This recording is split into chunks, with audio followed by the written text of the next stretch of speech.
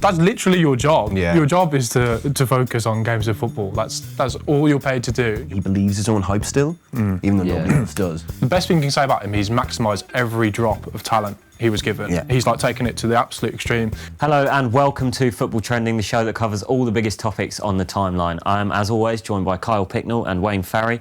Where else to start but with Tottenham Hotspur? Out of the FA Cup after losing to the worst team in the Premier League, probably out of the Champions League, and their top four hopes have been dealt a major blow with that loss to Wolves at the weekend. How do they get out of this rut? I feel like pure shit, just want Poch back. The worst thing about Mourinho at Spurs is that it's gone exactly as everyone thought it would go, and nobody's surprised. And I'm seeing Spurs fans on Twitter now, and they're just like, they tried really hard to like him. They tried to get behind Mourinho, and it's just not working. And it's just obvious. And the problem now is that they have to get rid of him, and he's on a lot of money. £15 million a year is Reuben Pinder. £15 million a year, which is extraordinary. Yeah. They're in a right tangle. I mean, the decision for them is whether they bite the bullet. And knowing Daniel Levy as I do, I don't think Personally, my good friend Daniel Levy, I think he'll be very, very reluctant to sack Jose Mourinho and pay him off. There was a lot of sort of will to buy into this serial winner idea, that it might not be fun, but he'll win trophies. And he's now... He got knocked out by Norwich, by Tim Krul. So they didn't win the League Cup. Trophy specialist. They're not going to win the FA Cup. And if they don't get Champions League football, then what's the point in having him? Because it just seems quite miserable at the moment. well, that's the issue, is that the defenders of Mourinho, when he was appointed and even at United, was that, all right, it might not be pretty, but he gets results. Well, it's not very pretty, it's really ugly, and he's not getting results. That's the crucial thing. And with any manager, you live or die by your results, but particularly Mourinho, because this whole serial winner tag is like, that's his thing, you know? This week he said after the Norwich loss that he can only focus on either the next Premier League game against Burnley or the Leipzig second leg. He can't do both. It's like, that's literally your job. Yeah. Your job is to focus on games of football. That's all you're paid to do. You're paid handsomely to do it. Every other club of that size plays 2 games in a week regularly and can win them both. Do you know what I mean? Like, and the injuries he seems to be using as convenient. Well, they're a convenient excuse for him, aren't they? I get the feeling that when Son was ruled out, obviously nobody wants to have their best attacker. Like, obviously after Kane was. Oh, he was out. delighted. You think he was probably secretly quite happy because it's like, oh well, now I've got a perfect excuse. Like, we can't possibly do anything in attack if Son and Kane are injured. That is a caveat, that like they are missing their 2 best attackers. But I think that even if Kane and Son were there, I don't think things would be much better. No, me neither. That's the key thing. Mourinho loves an excuse. Like, he's got one of the best young strikers in Europe, judging by like how he's done in internationals and for the Spurs youth teams. And Troy Parrott, just give him a chance. He's never playing another minute of football under Mourinho after he missed that penalty last night. Like, I'm pretty sure a similar thing happened to Lukaku in pre-season 2014. I think he missed a penalty for Chelsea in a pre-season shootout, and then he got sold to Everton. The way I see Jose Mourinho now, he's like a kind of like failed door-to-door salesman, and he's just kind of dragging this reputation around with him and trying to. And once he inevitably leaves Spurs with, like, you know, burn bridges and whatever, and moves on, he'll try and find another club like an Everton or, you know, a West Ham or someone, and go, I'm Jose Mourinho, give me a job. Yeah. And they will, and they'll give him big money, and the same will happen again, and he'll do this until eventually people kind of see through it. He believes his own hype still, even though nobody else does. But unfortunately for him, he's quickly becoming like, if it goes like this, he probably will end up losing his job, or he at least should, and he will become like a significant, like a Waitrose Sam Allardyce. A Waitrose Sam Allardyce. You know? So obviously Spurs should cut their losses, sack Mourinho. Whether they will or not remains to be seen. But if they do, who should they bring in? I think the answer is quite clear, and he was in the opposing dugout last weekend. Nuno Espirito Santo is the obvious choice. To be honest, he's the obvious choice for a lot of teams, really. His Wolves team are exceptional, and I think how poor Spurs looked in comparison to that Wolves team the other day was kind of like the greatest possible interview he could have had, because this is a team that is put together with far less money than Spurs team, and is now just a better side. They're not a plucky team anymore. They're just better than most of the teams in the Premier League. The contrast couldn't be greater with Mourinho. Mourinho's a person who finds excuses and everything, complains about his squad and all this. And Nuno's, he's used the fewest players in the Premier League. They've played the most games, haven't because they? of the Europa League qualifying campaign. They played a ridiculous amount of games, and he's a guy that finds solutions. Yeah. Whereas Jose Mourinho just points to the problem and goes, "Look, there's a problem. I can't do my job." Nuno just fixes it. Yeah. Like, you know, he's technically quite flexible. It's usually a 3-4-3, but he kind of moves around a bit. Like, for instance, Adama Traore's played at wing back. He's played up front. He's kind of played as an attacking midfielder. He's done it all. I was just going to mention his development of Adama Traore is really impressive, because for so long Traore was that player who could do everything until the cross or the final or the shot. The proverbial rough diamond. Yeah, kind of thing. but now he looks polished, and he can play at wing back, and he's a lot more efficient in the final third, and that sort of player development is surely what Spurs are meant to be all about. Well, that's what Pochettino was about, and so yeah, that sort of thing is surely what Spurs need. Definitely. Like, if you look at that Wolves team, very few players that are there haven't gotten better under Nuno. Even João Moutinho, who was sort of seen as being sort of over the hill, looks brilliant. Yeah, he looks amazing. And like, their new signings that come in generally do quite well. Like, Citrone wasn't. He's gone on loan. But, you know, like, these guys like Neto's come in and done really well. Dendoncker came in, like, he's now, like, he can play centre midfield, he can play as a defender. Yeah. Like, he just, as Kyle said, that's the key thing. He's got solutions for issues. And they started the season quite poorly as well. Do you remember? They had a lot of draws. Yeah. And if that was Mourinho, it would be like, he'd be lifting up the lid, getting ready to do like the self-destruct, you know. But Nuno was just like, well, this is something it's happening right now. We've had an early start to the season. The season is very long, and I trust my players to show what they're actually capable of. Another example of how Nuno is completely different to Mourinho is Diogo Jota, who started the season quite slowly, struggled for goals, and he scored 6 in his last 3. He's been tearing it up in the Europa League, and it just shows that kind of, you know, that strong relationship and trust Nuno has in his players.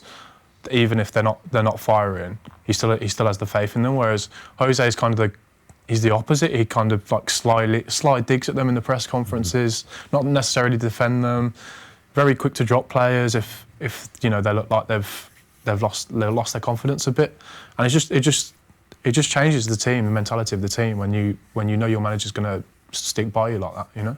And maybe Jota's sort of patchy form this season came from the tactical shift, because he used to play in a front two with Jimenez, didn't he? And then he sort of had to slightly adjust his role a bit. But to have that patience with a player is really important and would benefit a lot of the Spurs squad. Yeah, absolutely. I mean, it's just about trust, really. And like, Spurs have a lot of players who aren't in particularly good form right now, and one being Dele Alli, who, like, for the last couple of seasons has kind of flitted in and out. He hasn't really hit those heights that he did maybe 2015, 2016. But with a manager that you know you can trust, and you know that, right, I have 5, 6, 7, 8, maybe even 6 out of 10 games. If you know that, right, he's not going to desert me, he's not going to like try and turf me off to Serie A, then you're going to feel freer to do the things that you would do when you're in good form and try things and not play within yourself. And I think Mourinho often kind of builds this culture of like suspicion and fear, and you know. Whereas players should feel, to an extent, free to try things and know that, all right, my manager will still probably believe in me. And in that way, they're just total polar opposites. It started well with Dele. I mean, he banged in a few goals under Mourinho, and there was that thing where he's like, I want Dele Alli, not Dele Alli brother, and it started well. But then it's like, now Dele's part of...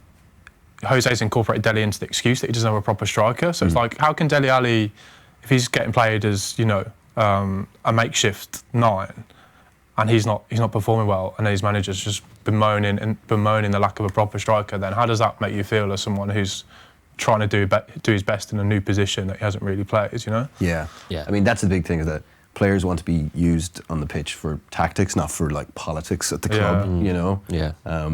Jose makes everything a power struggle, and that's not good for players. So basically the conclusion is that Nuno doesn't ooze toxicity, and that would be beneficial for Tottenham, on top of all the tactical things. Nuno's very wholesome. Yeah. He is. He uses class, you know what I mean? Like, he just seems like a thoroughly nice fella. You can just smell his beard through the television, yeah. And he'd probably let you. cedarwood. Another team who have struggled of late, weirdly, are Liverpool. They're still 22 points clear in the Premier League, but their unbeaten run came to an end against Watford. They're out of the FA Cup after losing to Chelsea, and they lost the first leg of their Champions League tie to Atletico Madrid. What's changed recently to provoke that sort of drop in form? I think that it's quite simple, really, is that Jordan Henderson has been absent from the team, and they've just lacked everything that he brings. Especially at a really crucial stage of the season where you get periods like this where you're playing different games against different types of teams, many of whom maybe Watford, like Liverpool, are going for the title, but they're so far ahead that maybe Watford were just that little bit hungrier that day. But with Jordan Henderson in your team, it's very, very rare that teams are going to be hungrier than you are. And I think, his absence has just been so clear to see.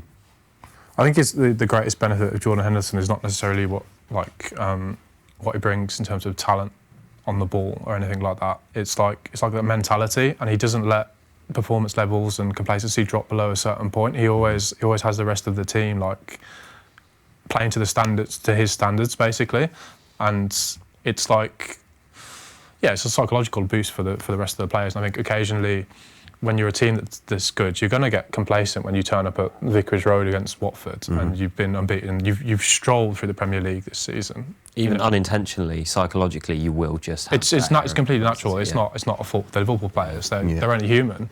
It's been so easy for them, What Liverpool seemed to be lacking against Watford was that sort of energy that Henderson carries. It's sort of contagious throughout the team, and like some sloppy mistakes from, say, Trent for that third goal.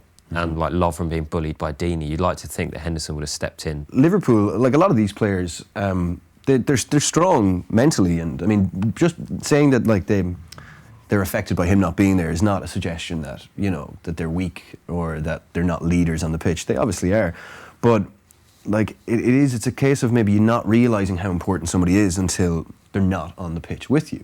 Like that the discipline that he brings to the team, the driving them on. He's weirdly he's like a personal trainer, kind of just there like shouting, like making sure that it never drops below a certain level, And technically he's not the greatest footballer in the world, but he's probably a lot better than a lot of people think. Yeah, we shouldn't undersell his technical talent. Like when he drifts wide, some of the crosses that he plays in, some of the sort of lofted through balls that he plays, and he can play as a 6 or an 8. And I think he doesn't look as aesthetically pleasing as, say, like Wijnaldum or like Firmino and Mane in that team, but he is still very capable. Yeah, I think that perception of how he plays, how he moves, the aesthetically pleasing kind of aspect, it's kind of haunted him his whole career.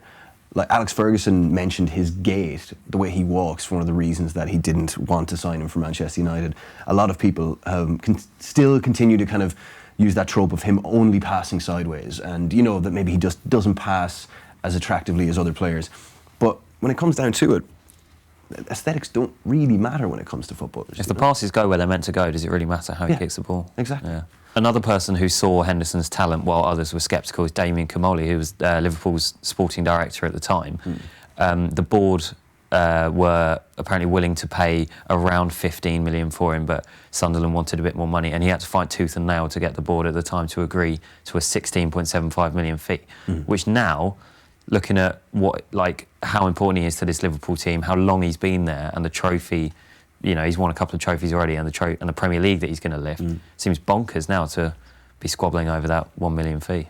Signed alongside Stuart Downing as well. What a summer. And Donny, I believe, the reserve keeper. Yeah, you mentioned Sunderland there. A lot of the time we don't really talk about Jordan Henderson's humble beginnings at the Sunderland Academy. He worked his way up. He lost a skills school battle on Soccer AM, live on Soccer AM. That must have hurt.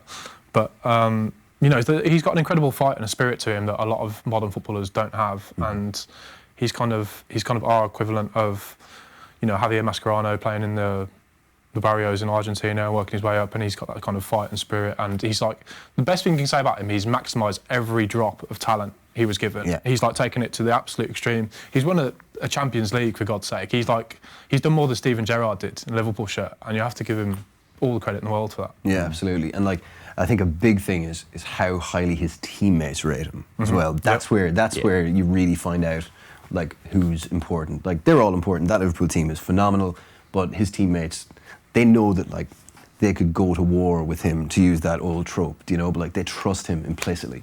And I think a key thing is as well, Liverpool, a lot throughout the last 2 seasons, one of their forward line might be injured for a little bit or might be out for a little while. Origi comes in, Shaqiri comes in, and generally speaking, they're able to get by quite well. But it's Henderson being missing that kind of slowly brings things to a bit of a halt. It happened at the end of the 2013-14 season, the Brendan Rodgers season, where they famously let things slip. And he was good choice of words. He got sent off in the win over City, which they thought really meant, right, we're definitely going to do it now. Then in the Chelsea game, when Gerrard slipped, he wasn't there, and in the Palace 3-3 draw, he wasn't there either. Istanbul, what a day.